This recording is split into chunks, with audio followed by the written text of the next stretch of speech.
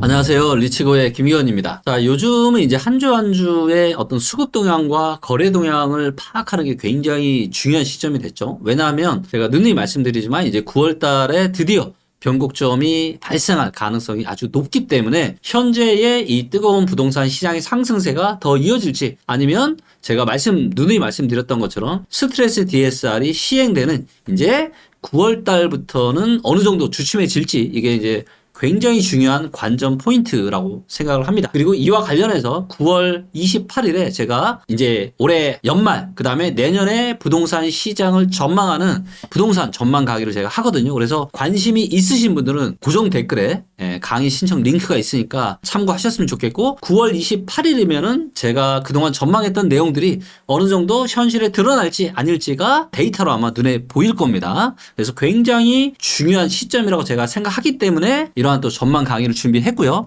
9월 28일 토요일 함께 해도 좋을 것 같습니다. 자, 먼저 가장 최신 데이터 그리고 이 데이터가 이제 언제 나왔냐면요. 이거를 제가 정확하게 말씀드릴게요. 자, 이 데이터는 8월 16일 날 KB 부동산 데이터 허브에 공개된 데이터입니다. 그리고 이 데이터는 언제 취합이 됐어요? 8월 12일에 취합이 됐습니다. 그리고 이 데이터를 취합하기 위해서는 언제 데이터예요? 네, 8월 그 전주. 그래서 8월 5일부터 8월 11일까지의 이런 데이터들이 취합이 돼서 이게 지금 8월 16일 날 나오고 현재 8월 20일인 제가 지금 방송을 찍고 있는 겁니다. 그렇기 때문에 지금 내용을 찍고 있는 여기에 수급 동향과 거래 동향은 8월 둘째 주의 수급과 거래 동향이라고 보시면 될 것 같고요. 자, 먼저 서울을 좀 보도록 하겠습니다. 많은 분들의 관심사죠. 자, 요게 이제 요 막대 그래프가 이제 서울의 이제 수급 데이터인데 여기 이제 보시는 것처럼 살짝 오른쪽으로 갔죠? 오른쪽으로 갔다는 건 뭐예요? 예, 매매 수급이 전주보다 좀 더 좋아진 겁니다. 자, 그 원인을 볼게요. 자, 보니까 어때요? 매도세, 파란색이 매도세인데 살짝 늘었다가 다시 줄었죠? 예, 그래서 매도자 많음이 줄어들었고, 자, 그럼 매수세는 늘었을까요? 자, 보시면 이 빨간색 선이 매수자 많음인데 얘는 늘었어요? 예, 전혀 늘지를 못했죠? 전주랑 거의 유사합니다. 자, 그래서 이걸 보면 뭐예요? 더 이상 매수자가 늘지 못하고 있다. 매도세가 조금 감소를 해서 전주보다 매매 수급이 좋아진 거고요. 자, 그 다음에 이제 서울의 전세 수급은 여전히 조금씩 늘고 있죠. 그리고 이런 것들은 9월 달까지도 저는 올라갈 수 있다. 하지만 10월 달부터는 뭐예요? 입주 물량이 크게 늘어나죠. 그렇기 때문에 10월이나 11월 달부터는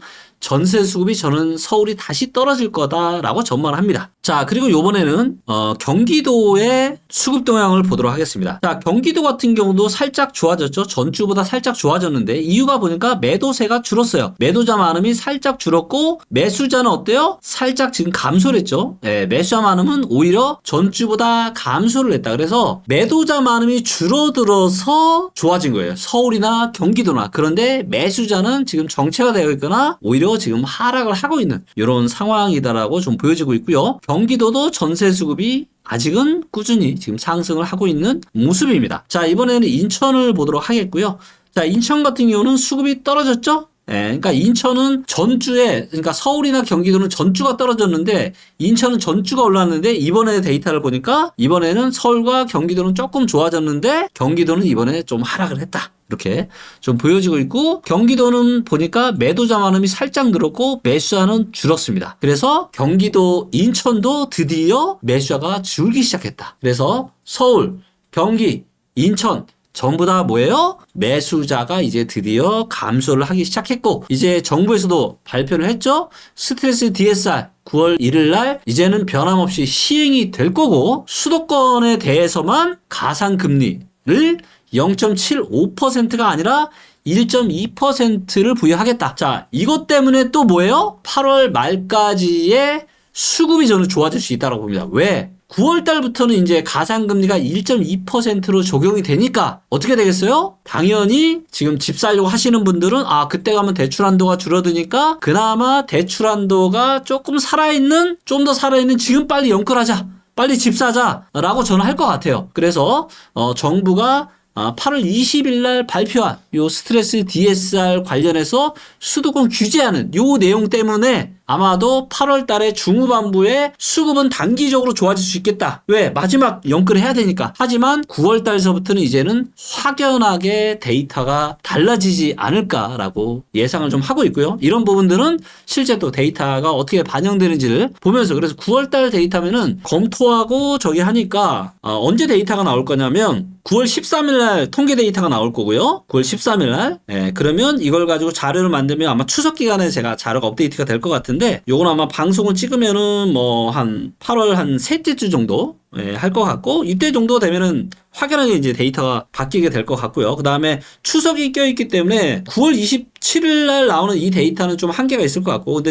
강의를 제가 9월 28일 날 하기로 했는데, 이거를 살짝 봐서 좀 연기를 좀 해야 될 수도 있을 것 같네요. 왜냐하면 좀 더 데이터가 명확해지고 나서 하는 게 좋을 것 같아서 이 부분은 제가 고민을 좀 해보겠습니다. 자, 그래서 일단은 추석 지나고 나서 데이터를 우리가 보면은 9월 달에 확실하게 수급이 어떤 변화가 있는지를 저희가 알 수 있을 것 같고요. 자, 그 다음에 수도권 말고 다른 지역을 보면은, 자, 제가 이제 울산 같은 경우는 앞으로 좋아질 가능성이 아주 좋다라고 제가 누누이 말씀을 드려 왔는데, 드디어 울산의 수급에 빨간불이 들어왔습니다. 빨간불이 더 좋아졌죠? 매도자만은 줄어들고 매수자만 꺾였다가 살짝 늘어났고, 그래서 수급이 지금 좋아지고 있고요. 그 다음에 전세 수급 역시 꾸준하게 좋아지고 있고, 전세 수급이 전국 1등입니다. 1등이에요. 울산이. 자, 그 다음에 이제 전북이나 강원도는 밑으로 왼쪽으로 꺾이고 있죠. 그래서 매매나 전세나 지금 조금씩 방향이 안 좋아지고 있다. 이렇게 지금 보이고 있고, 제가 또 좋아질 거라고 전망했던 지역 중에 하나가 또 어디죠?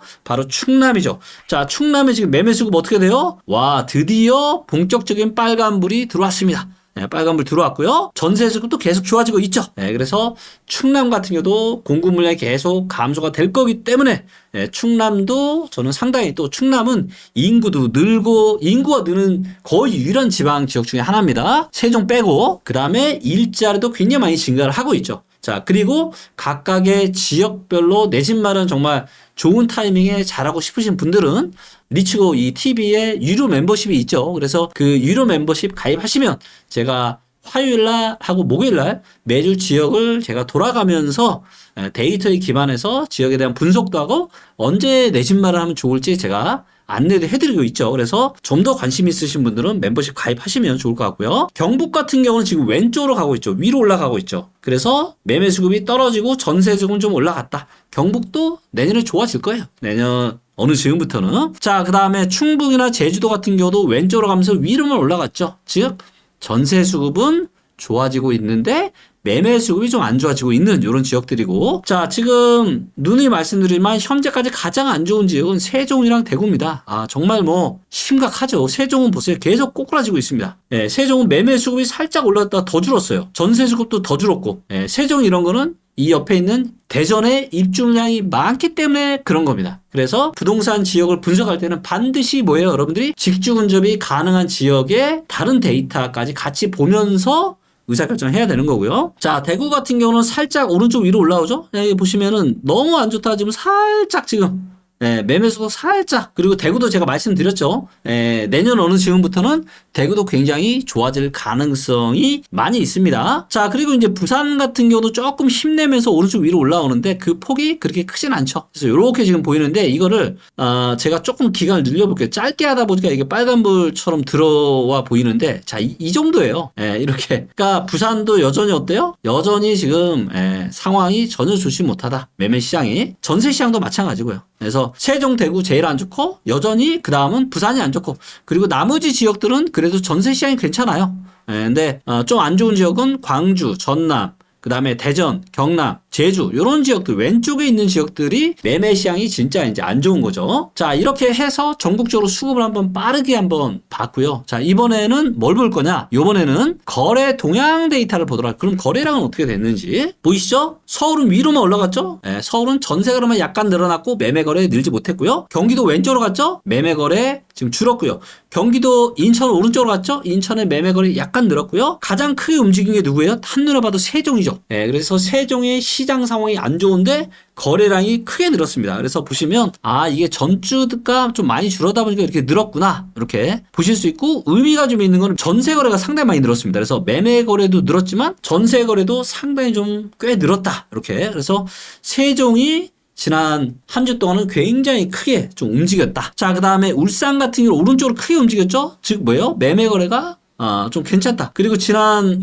한 21년부터 봐도 거래가 좀 나쁘지 않죠. 전세 거래도 여전히 유지가 좀 되고 있고요. 자, 그 다음에 전북이나 경북이나 강원도나 전남이나 제주나 이런 데는 뭐예요? 다 왼쪽이나 밑으로 꺾이고 있죠. 즉 왼쪽으로 꺾이는 건 뭐예요? 매매 거래가 감소하고 있는 거고, 그 다음에 밑으로 꺾이는 거는 전세 거래가 감소하고 있는 거죠. 그래서 전남이나 제주나 전북이나 이런 지역들은 시장의 에너지, 그리고 이렇게 요 밑에 있고 왼쪽에 있는 이런 지역들은 지금 시장 상황이 별로 좋지 못한 겁니다. 왜? 거래가 활발하지 않기 때문에. 그나마 서울이 거래가 제일 활발하고, 그 다음이 경기, 인천, 그 다음에 이제 세종, 그 다음에 울산, 충북, 그 다음에 충남, 이런 데가 지금 2군 정도라고 할 수 있죠. 그래서 여기가 1군, 서울이 1군, 그 다음에 경기도, 인천이 거래 활발하기로 2군, 아니 1.5군, 그 다음에 세종이나 울산이나 충북, 충남이나 이런 데가 3군, 그 다음에 제주, 전남, 부산, 대구, 전북 이런 데들은 거래가 매매나 전세나 거의 없기 때문에 이런 곳들이 3군 정도가 될 것 같아요. 자, 그래서 이렇게 딱 봤는데 일단 서울 한번 좀 더 볼게요. 자, 서울 보니까 매매 거래가 어때요? 전혀 늘지를 못했죠? 전혀 늘지 못했습니다. 그래서 거래가 좀 정체가 되는 것 같다.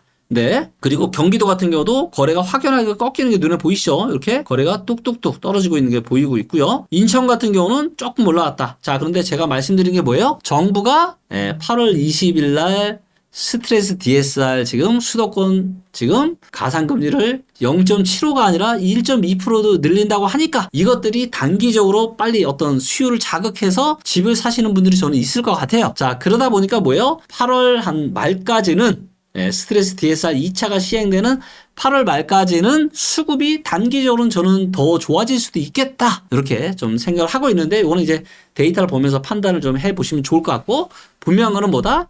이제 수도권의 거래 동향이나 그 다음에 수급은, 매매 수급은 어느 정도 좀 진정세를 보이고 아마 꺾이지 않을까 이렇게 판단을 하고 있고, 그리고 이런 일들이 23년에도 8월 21일 날 고점을 찍고, 언제부터 가격이 떨어졌냐면요, 10월 초중반부터 가격이 떨어지기 시작했습니다. 그래서 수급이 떨어지고 감소가 되면서 가격이 떨어지는 이런 현상이 발생을 하는데, 그렇게 보면은 수급은 아마도 9월 초중반부터 수급이 떨어질 거고, 그렇게 되면 그로부터 한 달 반 뒤면은 10월 한 중반, 후반 이 정도 되면은 아마 가격까지도 아마 하락을 하는 이런 모습이 나오지 않을까 예상을 좀 해보고 있습니다. 저는 앞으로도 이렇게 데이터에 기반해서 꾸준하게 매주 한 주 한 주에 따끈따끈한 부동산 최신 정보를 전달하도록 하겠습니다. 감사합니다. 체크리스트 투자 체크 2.0 요번에 업데이트 된 거, 그래서 기원 책 요거 쿠폰 입력하시면 네. 되고요. 그 다음에 이제 또 경매 전성 시대가 오고 있기 때문에 또 경매에 대한 무료 체험 하실 수 있게 만들어 놨습니다. 기원 옥션, 요거 넣으시면 돼요. 자, 그러면 쿠폰 등록을 어떻게 하느냐? 여기 이제 가시면 여기 이제 마이라고 있습니다. 홈에, 리치고 홈에 가시면 마이라고 있어요. 네, 여기에 가시면 이제 되는데, 요거 이제 제가 한번 리치고 켜서 제가 설명을 좀 드릴게요. 이게 지금 한 달 동안만 진행되는 이벤트인가요? 네. 자, 여기 이제 리치고 이제 홈에 들어가시면 이게 PC 화면이나 앱이나 비슷합니다. 자, 여기 가시면 프로필이라고 있어요. 프로필 들어가시고, 그럼 여기 이제 나오죠? 그럼 여기에서 경매 상품, 여기 이제 쿠폰 집어넣기가 나옵니다. 아니면 여기 이제 쿠폰, 멤버십 쿠폰 상품. 그래서 여기다 쿠폰 코드를 입력하시면 돼요. 그래서 여기 기원 체크, 투자 체크는 기원 체크, 그 다음에 경매 체험은 기원 옥션, 이거 입력하시면 되고요. 댓글에다, 고정 댓글에도 이거 넣어 놓을 테니까 한번 체험을 좀 해보시면 부동산 의사결정에 상당한 많은 아마 도움이 되실 겁니다. 네.